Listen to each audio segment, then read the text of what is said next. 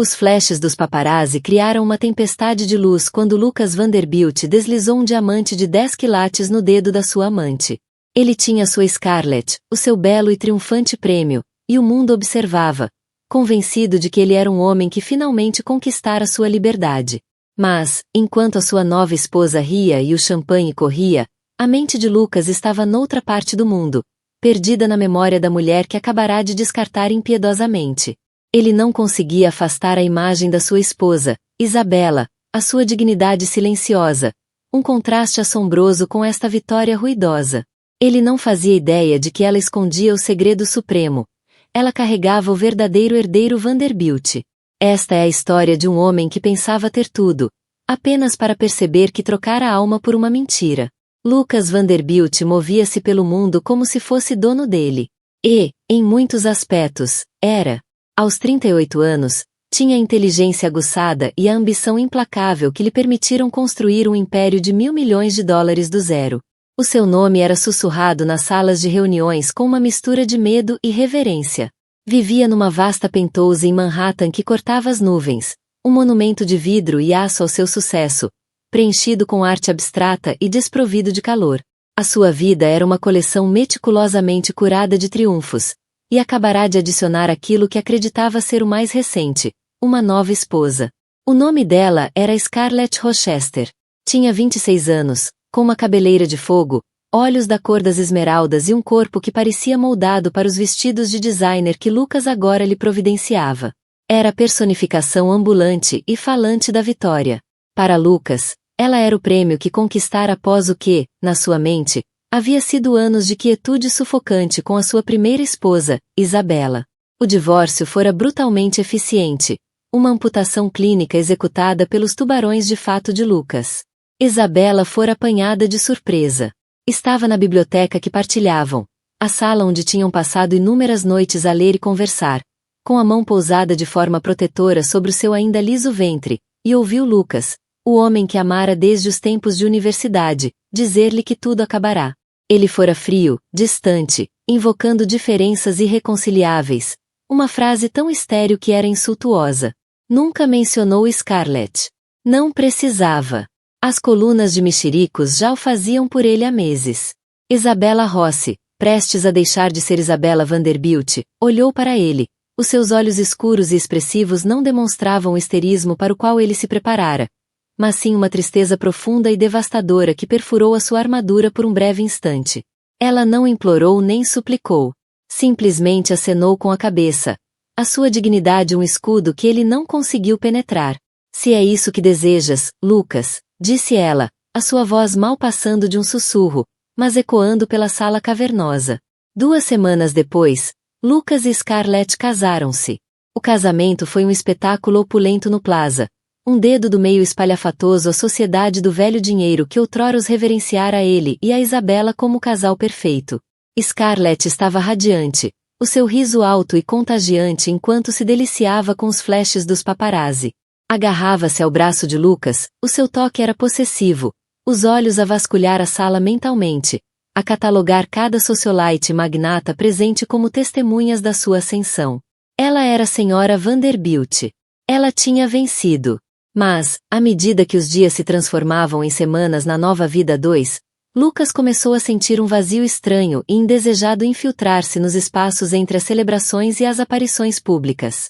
A emoção do proibido, a adrenalina intoxicante dos encontros clandestinos, evaporara-se no momento em que a união se tornará legítima. A energia vibrante de Scarlett, que antes lhe parecerá um antídoto refrescante à compostura calma de Isabela, agora soava forçadamente performativa. As suas conversas giravam em torno de festas, joias e os últimos mexericos da sociedade. Ela não o desafiava. Não discutia com ele sobre geopolítica ou literatura como Isabela fazia. Simplesmente concordava. A sua voz um coro açucarado de o que quiseres, querido. Dava por si a pensar em Isabela nos momentos mais inconvenientes.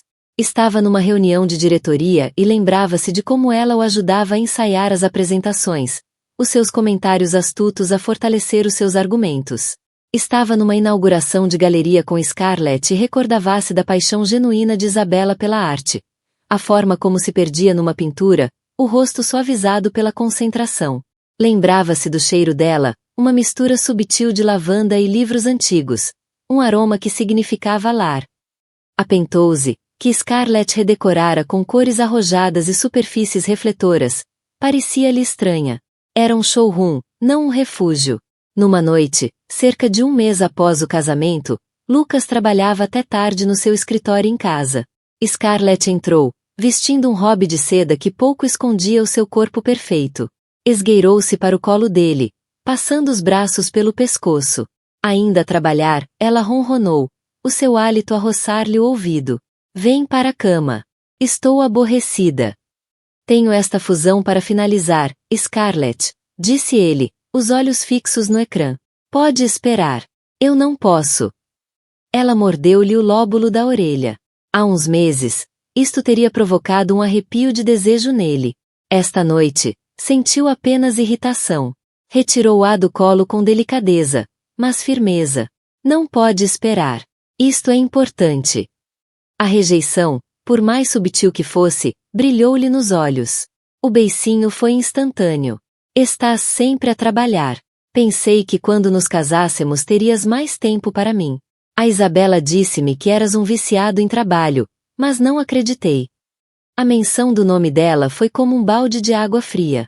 Não fales da Isabela, disse ele, a voz mais cortante do que pretendia. Scarlett recuou, os olhos a estreitarem-se. Por quê? Ainda pensas nela?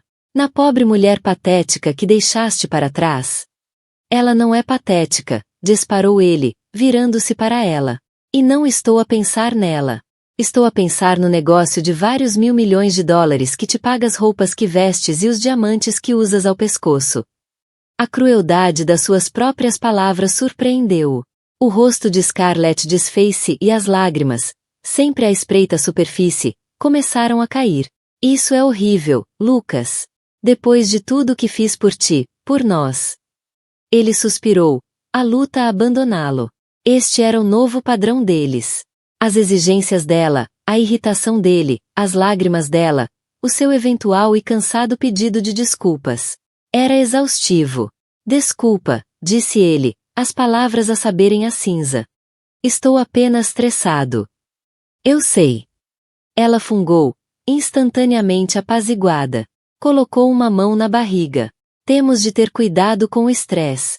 Pelo bebê. Ah, sim. O bebê. A suposta razão para o divórcio apressado e o novo casamento. Scarlett anunciará a gravidez 2 meses antes. Uma confissão chorosa que fora o catalisador final para Lucas terminar o casamento. Estava tão envolvido no drama e na sua própria narrativa de um casamento estagnado que nem sequer questionou. Queria um filho, um herdeiro para o seu império. Isabela, após um aborto espontâneo anos antes, mostrará-se hesitante em tentar novamente, um ponto de fricção silenciosa entre os dois. Scarlett oferecerá-lhe aquilo que achava que Isabela não podia, ou não queria, dar. É muito cedo, querido, dizia ela. Não quero dar azar. Ou o meu médico diz que o primeiro trimestre é muito delicado. Precisamos de calma. Entretanto, do outro lado da cidade, num apartamento tranquilo e banhado pelo sol na West Village, Isabela Vanderbilt também pousava uma mão sobre a barriga. O ventre, outrora liso, apresentava agora uma curva suave e inconfundível. Estava grávida de 4 meses. A ironia era tão amarga que quase a fez rir. O dia em que Lucas lhe pedirá o divórcio fora o dia a seguir ao médico confirmar a gravidez. Estava prestes a contar-lhe, a partilhar a notícia milagrosa de que finalmente iam ter o filho que ambos haviam chorado. Mas o anúncio frio dele roubara-lhe as palavras da garganta. O seu primeiro impulso fora gritá-lo, usá-lo como arma ou súplica. Mas, ao olhar para o estranho que ele se tornará, uma determinação fria instalou-se-lhe no coração. Esta criança, a sua criança, não seria um peão num divórcio confuso. Esta criança não seria criada num lar fracturado pela traição e habitado pela mulher que o destruíra. Por isso, calou-se. A sua melhor amiga, Chloe, uma curadora de arte ferozmente leal e com uma atitude implacável, era o seu pilar. Tens a certeza de que não queres dizer-lhe? Perguntou Chloe pela 10ª vez, enquanto ajudava Isabela a desempacotar caixas no seu novo apartamento, muito mais pequeno, mas infinitamente mais acolhedor. O cabrão deve-te isso. Deve isso ao bebê. Ele não nos deve nada, respondeu Isabela, a voz firme, enquanto colocava com cuidado uma fotografia emoldurada dos pais falecidos numa estante. Desistiu do direito de ser pai desta criança quando a escolheu a ela. Não vou deixar que a vida do meu bebê comece com uma batalha pela custódia ou como fonte de culpa para um homem que já não me ama. Que não te ama, é. Chloe levantou uma sobrancelha. Esse homem é um idiota, não um monstro. Ele adorava-te. Adorava uma ideia de mim, Chloe, e quando essa ideia se tornou demasiado confortável, procurou uma nova. Olhou à volta do apartamento, um espaço que pagava com a herança dos pais e com um acordo de divórcio mais do que justo que Lucas, num raro momento que poderia ter sido culpa, insistir em oferecer. Este é o nosso recomeço, o meu e o dele. Acariciou a barriga. Não precisamos dele. Mas, à noite, deitada na cama, o silêncio do apartamento em nítido contraste com o ritmo familiar da respiração de Lucas. Um som ao qual se habituara ao longo de 12 anos, permitia, por vezes, que as lágrimas caíssem. Chorava o homem que ele fora, o amor que tinham partilhado e a família que deviam ter sido. Apertava contra o peito uma camisola universitária desbotada dele que empacotara por engano. Inalava o fantasma do seu cheiro e deixava-se quebrar. Apenas por um momento. Depois, sentia um leve tremor dentro de si, um lembrete insistente da nova vida que protegia, e secava as lágrimas.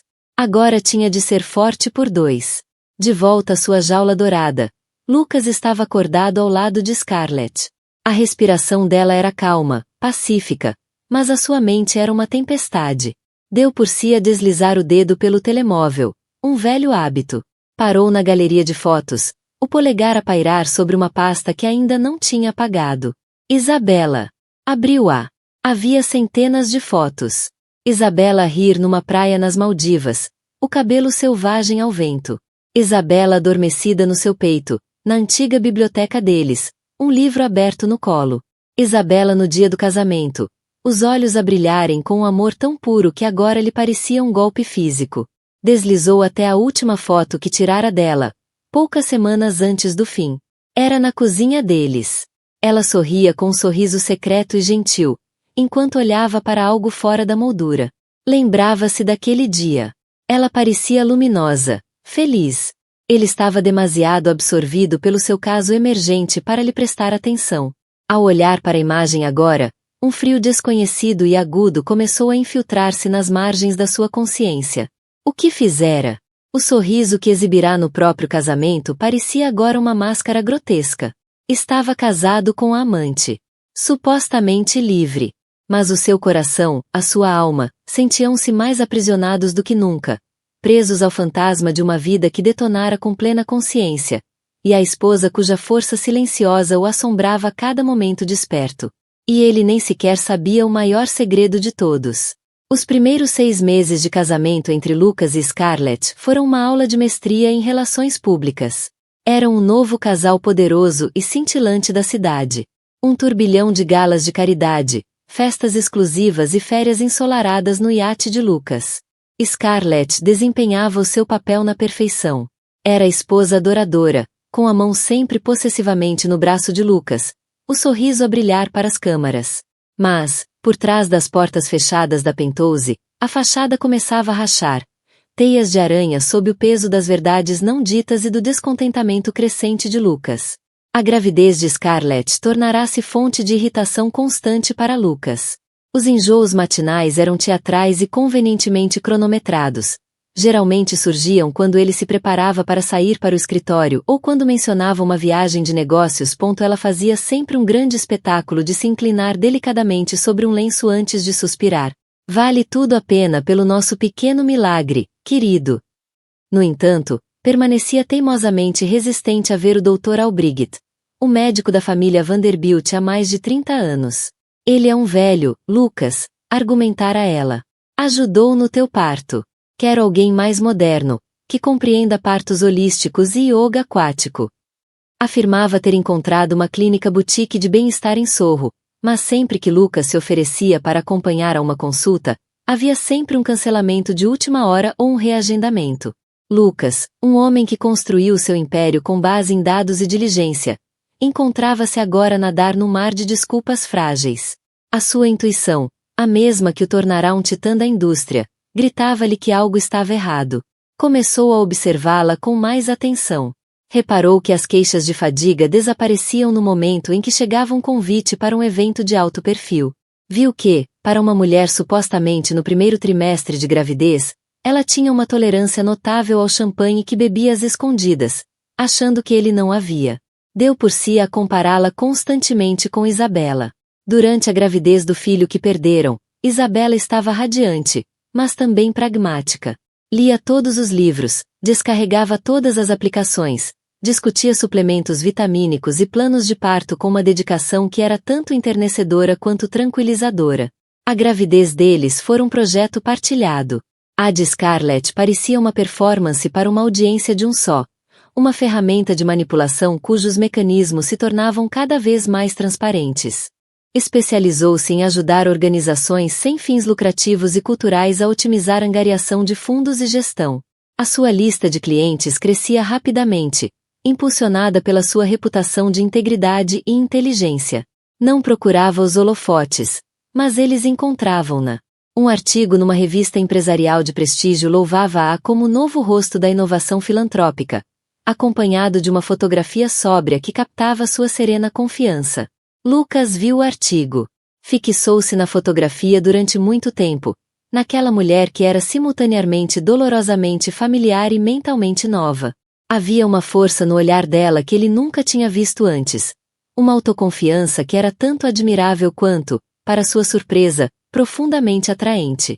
O inevitável aconteceu numa tarde fresca de outono no Central Park. Lucas saíra de uma reunião, sentindo-se claustrofóbico na própria vida. Caminhava sem rumo junto ao reservatório quando a viu. Isabela estava sentada num banco, banhada pela luz dourada da tarde, a conversar com Chloe. Estava a rir, um som genuíno, despreocupado, que ele não ouvia há anos. E estava visivelmente, inegavelmente grávida. Já não era a curva subtil que vira na fotografia da revista. Era uma barriga orgulhosa de 7 meses que ela acariciava com uma mão enquanto ria. O mundo à volta de Lucas pareceu abrandar.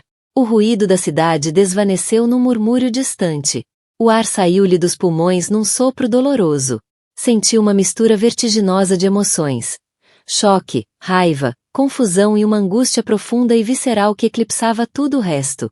Um filho. O seu filho.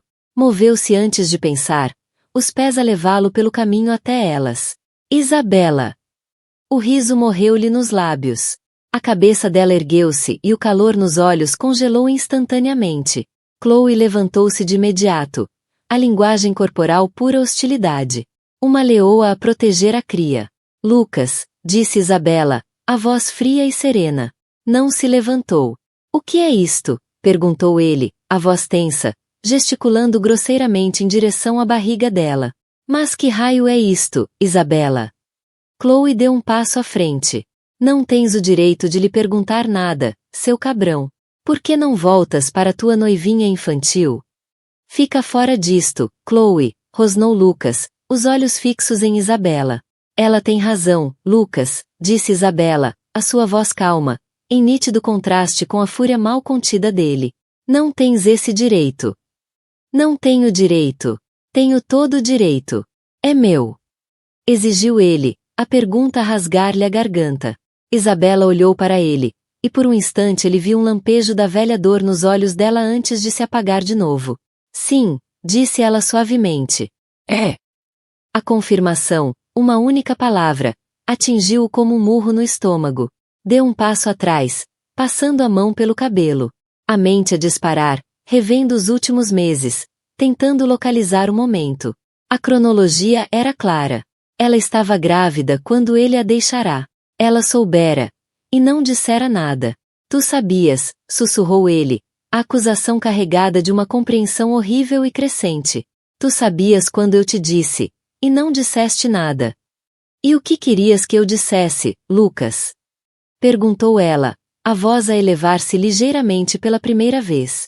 Queria que te implorasse para ficares? Que usasse o nosso filho como moeda de troca para manter um marido apaixonado por outra mulher. Uma mulher que tu agora acreditas que também está grávida. A menção da gravidez de Scarlett, dita com tanta certeza, fez Lucas recuar. Isso não tem nada a ver com isto. Tem tudo a ver com isto, disse ela, a compostura finalmente a quebrar-se. Chloe pousou uma mão reconfortante no ombro dela. Fizeste a tua escolha. Escolheste uma nova vida, uma nova esposa, uma nova família. Isto, disse, pousando a mão na barriga, é a minha família. Minha. E só minha. Estamos muito bem sem ti. Quis gritar, explodir, partir algo. Mas ao olhar para ela, tão resoluta e tão bela na sua justa raiva, sentiu apenas uma profunda sensação de perda. Não tinha apenas perdido uma esposa. Tinha perdido toda a vida do seu filho. Renunciar ao direito de sentir o primeiro pontapé, de ver a ecografia, de montar o berço. Trocara tudo isso por uma fantasia que se transformava rapidamente num pesadelo. Virou costas e foi-se embora. Sem olhar para trás. A imagem da figura grávida de Isabela gravada nas suas retinas. O confronto deixou-o abalado até ao âmago. Conduziu até casa num torpor, as luzes da cidade a desfocarem-se no para-brisas. Ao entrar na Penthouse, encontrou Scarlett na sala, rodeada de sacos de compras de todas as marcas de luxo da Quinta Avenida. Querido, olha o que comprei. Cantarolou ela, erguendo um casaquinho de cabedal minúsculo, tamanho bebê. Não é adorável para o nosso pequeno rockstar? Lucas fitou-a, observou a compra fútil, a ignorância completa e total dela. A visão daquela mulher tão satisfeita e triunfante na vida que roubara encheu-o com uma fúria fria e súbita. Scarlett, disse ele, a voz perigosamente baixa. Precisamos de conversar. Ela deve ter ouvido o tom, porque o sorriso vacilou. O que foi? Estás com um ar horrível. Vi a Isabela hoje. O rosto de Scarlett enrijeceu. E então? Divertiste-te a passear pela memória? Ela está grávida, Scarlett. Grávida de 7 meses. A cor esvaiu-se do rosto de Scarlett. Por uma fração de segundo, ele viu pânico puro nos olhos dela antes de ela mascarar com um esgar. Então deve ter saído a correr para se deitar com o primeiro que encontrou, só para te deixar com ciúmes. Que patética! É meu. Disse Lucas. As palavras ficaram suspensas entre os dois, pesadas e inegáveis. Fiz as contas. É meu. A compostura de Scarlett desfez-se. Não. Não pode ser. Ela está a mentir. É manipuladora. Está a tentar destruir a nossa felicidade. Está? Ou és tu? Devolveu Lucas, dando um passo na direção dela. Do que estás a falar? Gritou ela, a voz tingida de histeria. Estou a falar da tua gravidez. Do misterioso médico que nunca conhecemos. Das consultas que são sempre canceladas. O champanhe que bebes quando pensas que não estou a ver. Não bebo. Nunca faria isso, soluçou ela, recuando. Sabes, Lucas, disse entre lágrimas, a voz assumindo subitamente um tom ferido e trágico. O estresse disto tudo, de estares constantemente obcecado com ela, não é bom para mim. Não é bom para o bebê. Apertou a barriga, o rosto contorcendo-se numa máscara de dor. Oh, Deus, Lucas, eu acho que alguma coisa está errada. Soltou um grito de dor e caiu com graça sobre um tapete branco e felpudo. O bebê, arfou ela, os olhos arregalados de um terror claramente encenado. Lucas, ajuda-me. Acho que estou a perder o bebê. Lucas ficou imóvel. Uma tempestade de suspeita e repulsa em guerra com o instinto primal e condicionado de ajudar. Olhou para a mulher caída no chão, a atuação digna de um Oscar, e soube, com uma certeza nauseante, que estava a ser manipulado. Este era o checkmate dela, um aborto falso para obter a sua compaixão, demonizar Isabela e prendê-lo a ela através da culpa. Olhou para a mulher que era sua esposa e, pela primeira vez, não viu uma amante ou uma parceira. Viu uma predadora. E ele entrará na armadilha por vontade própria.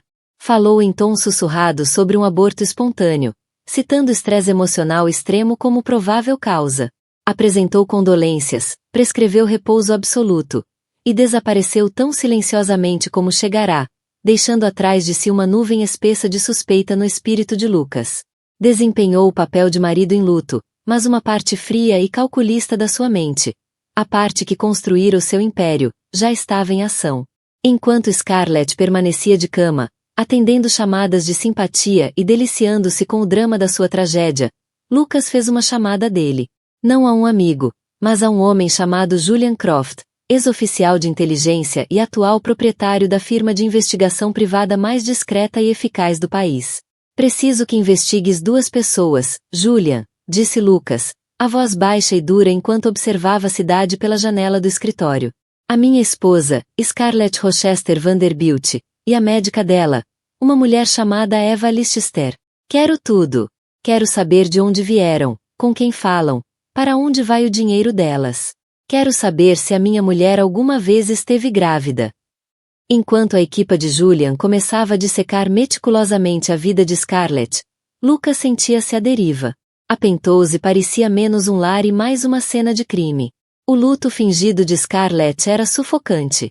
Chorava ao ver um anúncio de bebés, e logo a seguir, exigia um novo bracelete de diamantes para ajudar a curar-se. A manipulação tornara-se tão transparente, tão insultuosa para a inteligência dele, que sentia uma raiva constante a ferver-lhe sob a pele. Os pensamentos giravam em torno de Isabella e da criança que abandonara tão casualmente. Imaginava-a preparar o quarto do bebê, o rosto suave de amor e antecipação.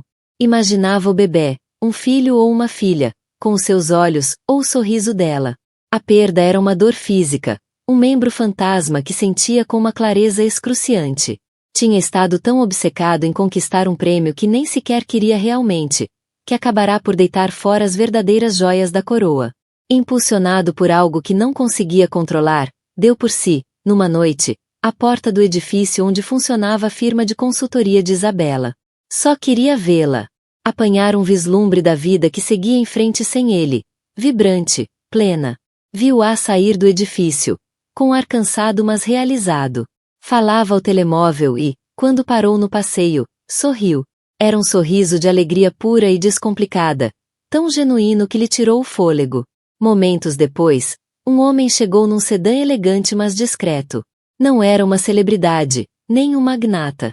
Era Mark, um arquiteto respeitado que Lucas conhecia vagamente de alguns eventos de caridade. Mark saiu do carro, pegou na pasta de Isabella e abriu-lhe a porta do carro. O gesto era de afeto familiar e natural. Não era amante dela. O instinto de Lucas dizia-lhe isso. Era simplesmente um amigo. Um bom homem. O tipo de homem que ela merecia. A visão daquilo, aquela gentileza simples e decente demonstrada à mulher que ele tratara de forma tão abominável, foi uma punhalada nova na consciência já ferida de Lucas. Estava tão absorto na sua torturada contemplação que nem reparou no carro preto e elegante que estacionou atrás dele até Julian Croft surgir no banco do passageiro. Querias uma atualização, disse Julian, a voz sem emoção. Colocou um dossiê grosso no apoio central do carro. Está tudo aqui, mas vou dar-te os destaques. Lucas virou-se, o coração a martelar. Diz-me. Scarlett Rochester. Nascida Scarlett Higgins, num parque de caravanas no interior da Florida. A mãe, Marta, tem um registro criminal cheio de condenações por fraudes menores. Tem feito esquemas juntas desde que Scarlett era adolescente. Trabalhou como acompanhante de luxo em Miami antes de te conhecer. A herança de que te falou foi um pequeno pagamento de seguro de vida de um homem com quem vivia. Morreu em circunstâncias duvidosas. Cada palavra era um golpe, desmontando toda a fachada da mulher com quem se casara. A médica, continuou Julian, folheando o dossiê até uma fotografia da doutora. Eva Lichester. Não é médica. O nome dela é Eva Novak. Ex-atriz, dependente de comprimidos com receita médica, e atolada em dívidas. A tua esposa pagou-lhe $50.000 para representar o papel. Lucas sentiu uma onda de náusea. Pensou nessa mulher, essa Eva, em sua casa, a tocar na sua mulher, a declarar um diagnóstico médico falso com tamanha solenidade. E a gravidez, sussurrou Lucas, já conhecendo a resposta. Julian virou-se para a última sessão. Scarlett nunca esteve grávida. Obtivemos os registros médicos dela com um verdadeiro ginecologista, um médico que a acompanha há anos. Não há registro de gravidez algum. Também temos documentos financeiros que comprovam o pagamento de $5.000 a um designer gráfico especialista em falsificação de documentos. A ecografia que te mostrou no início era uma imagem de banco de dados. O dossiê continha tudo: extratos bancários, registros telefônicos, declarações juramentadas, um histórico meticulosamente documentado de uma fraude longa e calculada. Lucas fechou os olhos. A fúria que o consumira nas últimas semanas solidificou-se em algo frio, duro e letal. Tinha sido enganado, feito de tolo, numa escala tão épica que quase era admirável. Mas a humilhação foi rapidamente ofuscada por um único foco ardente: Isabela. Submetera-a ao inferno. Humilhara-a publicamente. Abandonara-a quando ela carregava o seu filho. Tudo por uma mentira. Uma mentira barata e vulgar. Entretanto, Isabela entrava nas últimas semanas de gravidez. O seu negócio prosperava tanto que teve de contratar 2 novas colaboradoras. A sua vida era preenchida pelo apoio discreto de Chloe e de um pequeno círculo de amigos leais, como Mark, que respeitavam os seus limites e admiravam a sua força. Tinha finalmente deixado de agarrar o velho casaco de Lucas à noite. Arrumara-o numa caixa com a etiqueta "Passado". A sua atenção estava totalmente voltada para o futuro, para a chegada iminente do seu filho. Já escolhera o nome: Léo. Um leão. Pela força que esperava que ele tivesse. A força que ela própria fora obrigada a descobrir dentro de si. Os mídia, volúveis como sempre, começavam a mudar a narrativa. A história da brilhante e digna Isabela Rossi a construir uma nova vida e um negócio de sucesso enquanto estava grávida era muito mais cativante do que as fotos repetitivas e vazias de Scarlett Vanderbilt às compras. Já começavam a circular rumores sobre o trágico aborto, com alguns dos colunistas mais cínicos a notar como Scarlett parecia ter recuperado depressa demais. A maré da opinião pública, que tanto celebrara a nova esposa troféu de Lucas, começava a mudar. O confronto, quando chegou, não foi a cena de gritos que Scarlett talvez esperasse. Foi bem pior. Lucas esperou que ela regressasse de um dia de spa, que o relatório de Julian confirmara ser, na verdade, um almoço de celebração com Eva Novak. Ela entrou na Penthouse cheia de sacos, o rosto corado de prazer. "Querido, nunca vais adivinhar com quem me cruzei", começou ela, antes de parar subitamente. Lucas estava de pé no centro da sala de estar. A divisão fora despida das adições espalhafatosas dela. A arte berrante desaparecera. O mobiliário espelhado fora substituído pelas antigas peças confortáveis da vida dele com Isabela, que ele mandara tirar do armazenamento. Era como se a presença dela estivesse a ser sistematicamente apagada. Na grande mesa de centro, em frente a ele, estava o dossiê de Julian Croft aberto numa fotografia de um parque de caravanas degradado na Florida. O nome atingiu-a como um estalo físico. A cor desapareceu-lhe do rosto, e a sua compostura cuidadosamente construída desfez-se num instante. Olhou do rosto dele para o dossiê em cima da mesa, e soube que o jogo tinha terminado. "Lucas, eu posso explicar." "Podes?" perguntou ele, a voz num rosnar baixo e ameaçador. Pegou num documento do dossiê. "Podes explicar os $50.000 que transferiste para uma atriz falhada chamada Eva Novak? Ou os 5.000 que pagaste a um designer gráfico para manipular uma imagem de ecografia, de banco de dados?" Atirou os papéis para a mesa diante dela. "Podes explicar as condenações por fraude da tua mãe em 3 estados diferentes? Ou as circunstâncias suspeitas da morte do teu último benfeitor?" Scarlett começou a tremer. Os olhos percorriam a sala, como se procurasse uma rota de fuga. "Tu não entendes. Eu fiz isto porque te amo. Tinha tanto medo de te perder para ela." "Amor." Lucas soltou uma gargalhada áspera e feia, que ecoou na sala cavernosa. "Tu não sabes o significado dessa palavra. És um parasita, Scarlett. Agarras-te às pessoas e sugas-lhes tudo. Viste-me. Viste isto." Fez um gesto em volta do apartamento vasto. "E inventaste uma mentira patética de novela para me prenderes." Deu um passo em frente, os olhos cravados nos dela. "Mas o verdadeiro crime, aquilo que nunca te perdoarei, foi o que me fizeste fazer a Isabela. Destruí o meu casamento. Abandonei a minha mulher grávida. Perdi meses da vida do meu próprio filho. Por ti. Por uma mentira. Ela é que é a mentirosa. Guinchou Scarlett, a sua desespero tornando-a imprudente. Ela é que escondeu a gravidez para te manipular. Ela escondeu para proteger o nosso filho de ti. Rugiu Lucas, o autocontrolo finalmente a quebrar-se. E graças a Deus que o fez. Sai. O quê? Não. Eu sou tua mulher. Não podes simplesmente pôr-me na rua. Gritou ela, agora com lágrimas de verdadeiro pânico a escorrerem-lhe pela cara. Posso. E estou a fazê-lo. Disse ele, a voz a descer novamente para aquela calma glacial. Os meus advogados já contactaram os teus.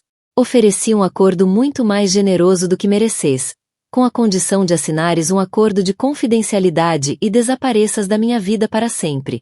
Se recusares, entregarei todo este dossiê ao Ministério Público. A escolha é tua. Virou-lhe as costas e caminhou até a janela. O derradeiro desprezo. Scarlett ficou ali por um momento, o peito a subir e descer, a mente em turbilhão. Olhou para o homem à janela, o homem que tinha julgado mal de forma tão espetacular, e não viu um bilhete de lotaria, mas um inimigo formidável e implacável. O jogo tinha terminado. Ela tinha perdido. Sem dizer mais uma palavra, virou costas e fugiu, os saltos ecoando num ritmo frenético e derrotado no chão de mármore. Lucas não a viu partir. Limitou-se a olhar para a cidade, o mar infinito de luzes, sentindo não triunfo, mas um vazio profundo e desolador. Expulsara o demônio. Mas a casa continuava assombrada. Estava sozinho, no monumento ao seu próprio fracasso espetacular, enquanto a única mulher que amara de verdade se preparava para trazer o seu filho ao mundo, sem ele. O divórcio de Scarlett não foi um escândalo público inflamado, mas sim uma amputação rápida e silenciosa. Armados com o dossiê meticulosamente compilado por Julian Croft, a equipa legal de Lucas apresentou a Scarlett, agora tratada novamente por Sra. Higgins, uma escolha que não era realmente uma escolha. Aceitar um acordo generoso que lhe salvasse a face, vinculado a um acordo de confidencialidade inquebrável, ou enfrentar desgraça pública e possíveis acusações de fraude. Ela escolheu o silêncio e desapareceu do mundo cintilante para o qual se arrastara com tanta ânsia, deixando Lucas sozinho nos escombros. A versão oficial, manipulada por agentes de relações públicas, falava de uma separação amigável provocada pela dor insuportável de uma perda partilhada, um véu fino que não enganou ninguém. A verdade, muito mais suculenta e escandalosa, infiltrou-se no ecossistema de mexericos da cidade. Sussurros em clubes exclusivos tornaram-se notas anônimas em colunas digitais, que por sua vez floresceram em rumores escancarados nos blogs de sociedade. A história do milionário, da sua esposa grávida descartada, e da amante com uma gravidez fantasma tornou-se numa lição murmurada entre cocktails e brunches. Lucas Vanderbilt, o titã da indústria, era agora uma caricatura, o tolo que fora enganado. O seu nome, outrora sinônimo de poder, era agora associado a uma falta de discernimento espetacular. Era alvo de pena, e para um homem como Lucas, a pena era um destino pior do que o ódio. Aceitou a humilhação como uma forma de penitência. Recolheu-se do mundo, enclausurando-se na cavernosa penthouse que se tornará um mausoléu do seu fracasso. Mandou remover todos os vestígios de Scarlett, os móveis berrantes, as roupas ostensivas, o perfume enjoativo. Mas o espaço não voltou a ser o que era. Tornou-se um vácuo, preenchido por um silêncio opressivo que amplificava os ecos dos seus erros. O fantasma que o assombrava não era Scarlett. Era Isabela. Via-a em todo lado, enroscada na poltrona junto à janela onde costumava ler, a silhueta contra a luz da manhã na cozinha, o perfume subtil de lavanda e chá de camomila ainda pairando no ar vazio. O sono não oferecia refúgio. As noites eram tormentos de sonhos fragmentados e longas horas solitárias a olhar para o teto. A mente num ciclo incessante de autorrecriminação. Via o rosto de Isabela no tribunal, a sua dignidade silenciosa em contraste gritante com a sua pressa bruta. Ouvia a voz dela no dia em que terminara o casamento, um sussurro que agora rugia na sua memória. Via-a naquele banco do parque, a mão repousada sobre o ventre arredondado, uma vida que ele criará, e depois descartara com frieza. Fora um rei que incendiara deliberadamente o seu próprio reino por um pedaço de terra sem valor. Deixou o império funcionar em piloto automático. Ignorava chamadas do conselho de administração. Cancelava reuniões. Bebia não por prazer, mas por esquecimento, procurando consolo no fundo de uma garrafa de Scotch vintage. O homem que se orgulhava do controlo perderá o controlo da única coisa que importava, de si mesmo. A chamada que quebrou o exílio autoimposto chegou no meio da noite. Um toque agudo que cortou a névoa alcoólica. Procurou o telefone às cegas. A voz rouca. O quê? Era Chloe. A voz dela, habitualmente cheia de sarcasmo e fúria dirigida a ele, agora estava despida, tensa de medo primal. É a Isabela, disse ela, as palavras a saírem jorro. Está no Lenox Hill Hospital. A tensão arterial está perigosamente alta. Estão a chamar-lhe pré-eclâmpsia. Há complicações. Vão levá-la para uma cesariana de emergência. Agora. Cada célula no corpo de Lucas gelou. A névoa do uísque e da autocomiseração evaporou-se, incinerada por um raio de terror puro, branco e escaldante. Este era um novo tipo de medo, altruísta e absoluto. Não era sobre a reputação ou o dinheiro. Era sobre ela. A vida dela. Estou a caminho, conseguiu dizer, a voz a quebrar-se. A viagem pela cidade adormecida foi um borrão. Levou o carro ao limite. O rugido do motor. Uma pobre imitação do grito na sua alma. A mente era um redemoinho de orações desesperadas. Promessas frenéticas a um Deus com quem não falava há anos. Por favor, que ela esteja bem. Que os dois fiquem bem. Faço tudo. Devolvo tudo. Chegou ao hospital, abandonando o carro à porta e correndo em direção à maternidade. O fato caro amarrotado, o rosto uma máscara de desespero. Encontrou. Levaram-na a 20 minutos. O médico só disse que era sério. É tudo que sei, Lucas. É tudo que me dizem. Quis exigir mais. Usar o nome, o poder. Mas conteve-se. Não tinha direitos ali. Não era o marido. Era a causa. Posso? Começou ele, a voz a falhar. Posso esperar aqui contigo? Chloe olhou para ele. Olhou mesmo. E viu não o bilionário arrogante que partirá o coração da melhor amiga, mas um homem aterrorizado, despido de todo o poder. Acenou com um único e cansado gesto de cabeça. As horas que se seguiram foram as mais longas da vida de Lucas. Sentaram-se nas cadeiras desconfortáveis de vinil, um universo de dor e raiva não ditas entre os dois, mas unidos por uma única esperança desesperada. O silêncio era interrompido apenas pelos bips suaves das máquinas do hospital ao fundo do corredor, e pelo bater frenético do coração dele. Ele, que comandava salas de reuniões e movia mercados com uma chamada, estava completamente impotente. Só podia esperar. Naquela sala impessoal e estéril, Lucas Vanderbilt compreendeu finalmente o verdadeiro significado do amor. Não era a emoção da conquista, nem o orgulho da posse. Era isto. Este medo lancinante, que despia a alma. Esta vontade de trocar tudo o que és pela segurança de outra pessoa. Uma eternidade depois, um médico de fato azul apareceu à porta. Trazia a máscara descida. Tinha um ar exausto, mas um leve sorriso tranquilizador iluminava-lhe o rosto. Tenho boas notícias, disse ele, e Lucas sentiu o mundo voltar a respirar. A senhora Rossi superou bem a cirurgia. Está estável e será transferida para a sala de recuperação. E tem um menino saudável, embora ligeiramente prematuro, com 2,9 kg e uns pulmões muito fortes. Chloe soltou um soluço de alívio puro, desabando na cadeira, a cara nas mãos. Lucas sentiu as pernas falharem e encostou-se à parede para se apoiar. O alívio era tão profundo que doía. Um filho. Tinha um filho. E Isabela estava a salvo. Depois de obter mais detalhes do médico, Chloe virou-se para Lucas. Os contornos duros da sua raiva tinham sido alisados pela provação da noite. Viu a emoção crua e desprotegida no rosto dele. As lágrimas brilhantes que ele nem tentava esconder. Ela chamou-lhe Léo, disse Chloe suavemente, a voz embargada. Léo, repetiu Lucas, o nome a soar como uma oração nos seus lábios. Por Leão. Ela é uma lutadora, Lucas, disse Chloe, uma faísca do antigo fogo a regressar. É mais forte do que tu alguma vez lhe deste crédito. Ela, e o filho dela. Pausou, estudando a expressão quebrada dele, e um fio de compaixão atravessou a sua armadura. Ela ainda está sedada. Vai estar assim durante mais algumas horas. Mas podes vê-lo, através da janela da maternidade. Só por 1 minuto. Depois tens de ir embora, antes que ela acorde. Acenou com a cabeça, sem confiar na própria voz. Chloe conduziu-o pelo corredor silencioso até o berçário. E ali, num pequeno berço transparente sob uma luz de aquecimento, estava o seu filho. Um minúsculo, perfeito ser humano, enrolado num cobertor azul, com uma penugem de cabelo escuro, tão semelhante ao dele. Lucas pressionou a palma da mão contra o vidro frio, o hálito a embaciar a superfície.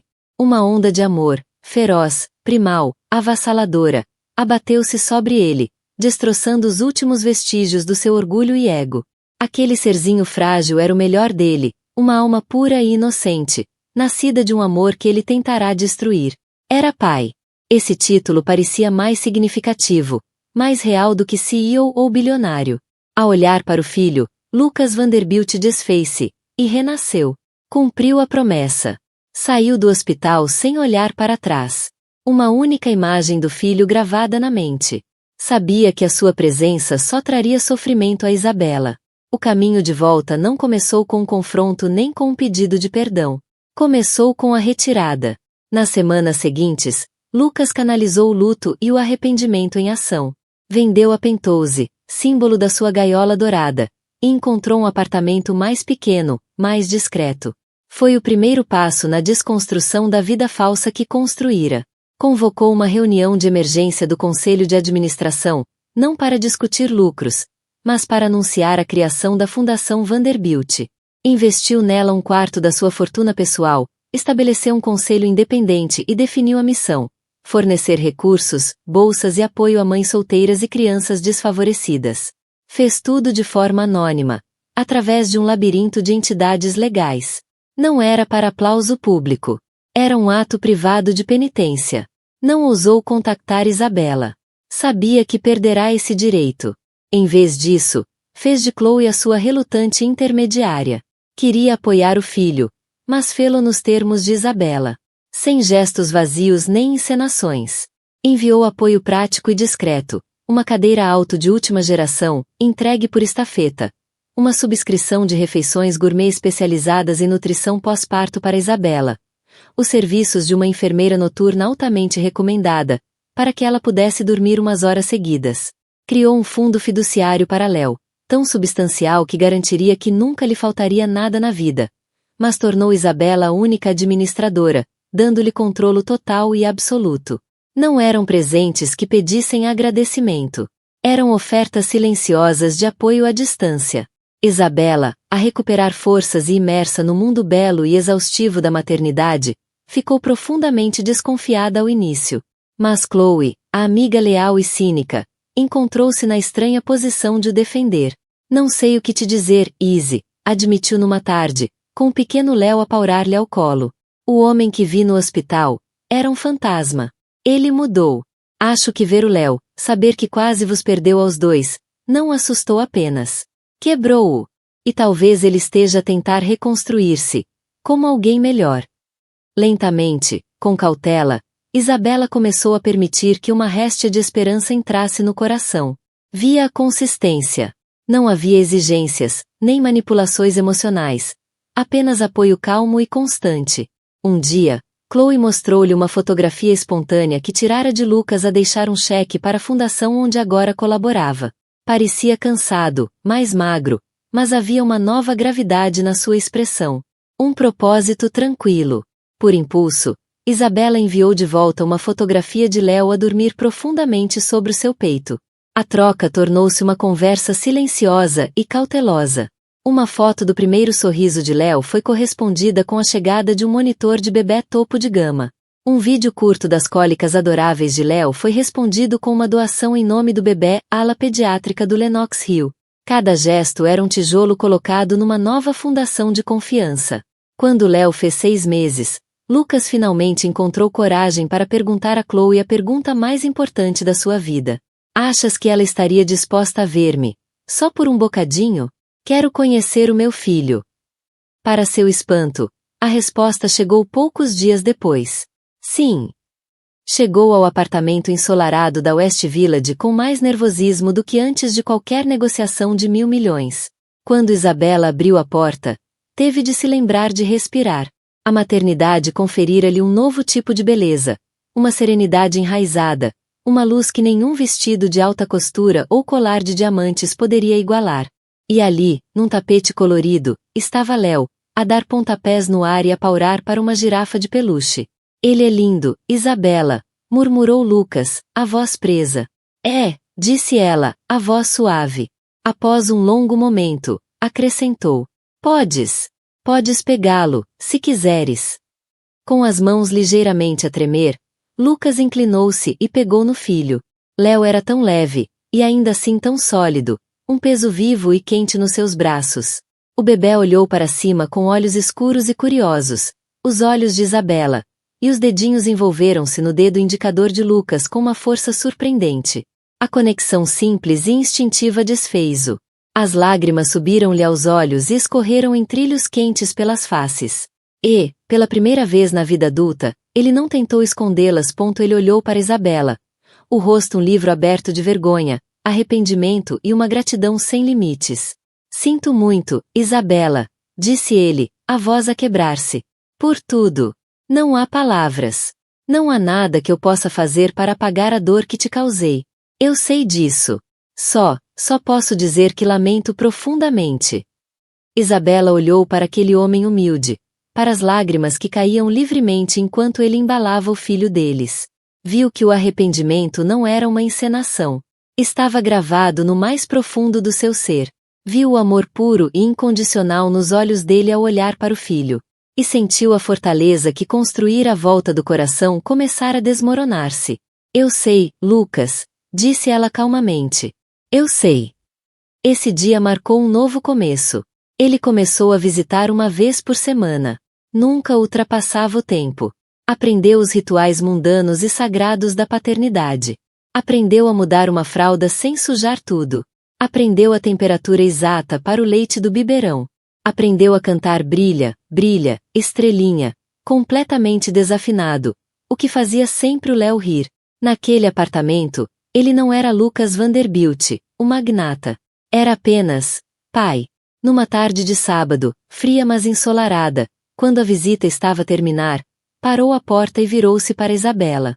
A confiança habitual fora substituída por uma hesitação comovente. Estava a pensar. Começou ele. Há um pequeno parque a poucos quarteirões daqui, aquele com o Lago dos Patos. Pensei que o Léo talvez gostasse de ver os patos, e esperava, talvez, que quisesses vir conosco. Ele não estava a pedir para voltar atrás no tempo. Não estava a pedir uma segunda oportunidade no casamento. Estava a pedir um passeio no parque. Um momento simples e comum. Juntos, como família. Isabela olhou para ele, para a esperança tão clara nos olhos dele. Uma esperança que agora era refletida por uma ligeira palpitação no seu próprio peito. Olhou para o homem que ele se tornará, forjado no cadinho dos seus próprios erros. E, pela primeira vez em muito tempo, um sorriso genuíno, desprotegido, espalhou-se no rosto dela. Sim, disse ela, a voz clara e luminosa. Acho que gostaríamos muito disso. O futuro não era uma linha reta de regresso ao passado. Era um caminho por escrever, envolto em incerteza. Mas, enquanto estavam ali à porta, prestes a sair juntos para o sol, um homem, uma mulher e o filho deles, estava claro que aquilo já não era um fim. Era, finalmente, um começo. Lucas Vanderbilt aprendeu a lição mais difícil da sua vida. Uma fortuna não vale nada se tiveres falido teu próprio coração. Atirou fora um reino por uma fantasia, só para descobrir que o verdadeiro tesouro era a família que deixará para trás. O seu caminho de regresso não passou por gestos grandiosos nem pela reconquista do poder. Passou por fraldas trocadas, desculpas sussurradas, e reconquistar a confiança. Um passo cauteloso de cada vez. A história deles não terminou. É um lembrete de que, mesmo depois das tempestades mais devastadoras, o sol pode voltar a nascer. E que a verdadeira redenção não se encontra na riqueza, mas no amor, no perdão, e no simples e belo ato de dar um passeio no parque em família. Acreditas que o Lucas merece esta segunda oportunidade? O que achas que vai acontecer a seguir com ele, a Isabela e o pequeno Léo? Deixa-nos a tua opinião nos comentários. Se esta história tocou teu coração, deixa um gosto, partilha com alguém que adore um drama poderoso, e não te esqueças de subscrever o nosso canal para mais histórias reais que te vão prender do início ao fim. Obrigado por ouvires.